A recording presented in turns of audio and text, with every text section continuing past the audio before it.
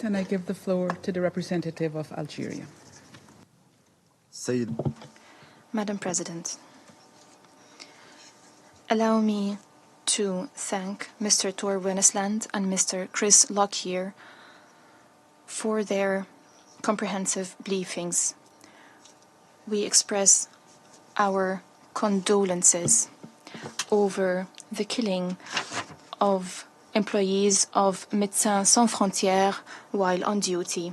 We are gathering today while the aggression on the Palestinian people has been going on for more than 140 days. The situation remains unchanged. Destruction and devastation prevail in the besieged Gaza Strip. Attacks by settlers and occupation forces are increasing in the West Bank and Al-Quds, Al-Sharif. The world, including the Security Council, remains unable to stop a barbaric killing machine that has grown accustomed to act impetuously. Wrong are those who believe that it is possible to crush the desire to be free, the desire to be liberated with weapons and gunpowder. Wrong are those who believe that building settlements in the West Bank and in Al-Quds Al-Sharif, transferring settlers to take root there, encroaching on Palestinians and attacking Palestinians today, would break the spirit and dash their hopes in establishing their country.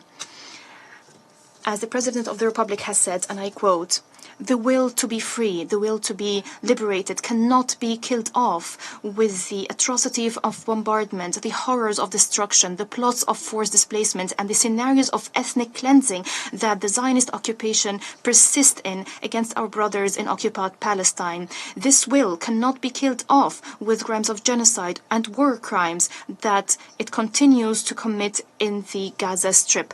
History will remember those war criminals, the enemies of life and humanity." End of quote. Madam President, the situation in Gaza are at the brink of collapse.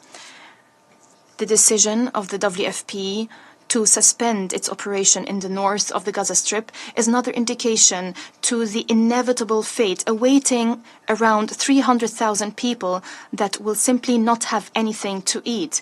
We call once again for an immediate and durable ceasefire to put an end to this humanitarian tragedy. It's a demand that has become extremely urgent today as the situation continues to deteriorate.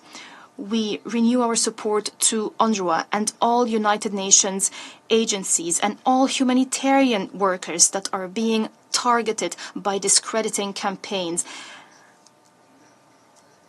Those are desperate attempts to destroy the basis for Palestinian resilience on Palestinian land.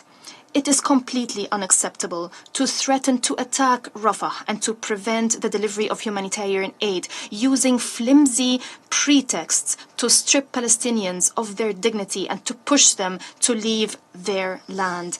Once again, we completely reject any plot to forcibly displace Palestinians, and we warn of potential grave repercussions of measures to limit and restrict access of Palestinians to Al-Aqsa Mosque during the holy month of Ramadan. These measures risk to inflame the situation even further. The situation would spiral out of control. We affirm the need to respect the legal and historical status of the Al-Aqsa Mosque and the custodianship of the Hashemite Kingdom of Jordan over Muslim and Christian holy sites. The Al-Aqsa Mosque, with its area of 144 dunams, is a place of worship exclusively for Muslims.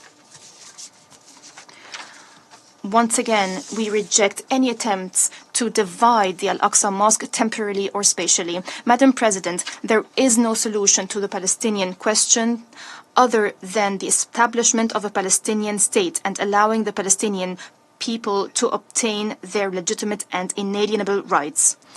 In conclusion, I would like to quote from the letter by the President, Abdul Majid Tebboune, on the occasion of the International Day of Solidarity with the Palestinian people. I quote, "Algeria has paid dearly for its independence and sovereignty.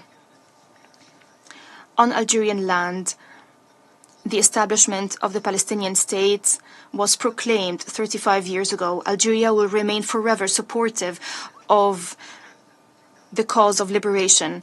Algeria will do its utmost to support the resilience and the courage of the Palestinian people until it's granted its full rights, undiminished. End of quote. I thank you. His statement.